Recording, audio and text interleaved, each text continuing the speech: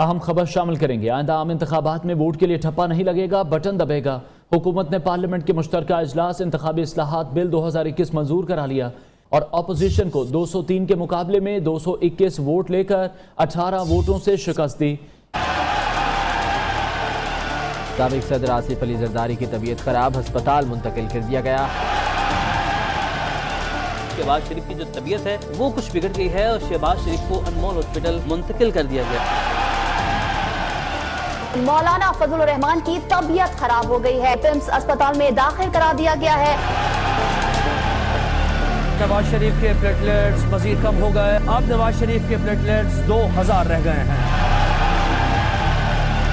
मरियम नवाज की तबीयत अचानक खराब हो गई, जिसके बाद उन्हें सर्विसेज अस्पताल में दाखिल कर लिया गया। मरियम नवाज का रंग पीला पड़ गया, दिल की धड़कन तेज और पसीने आने लग गए।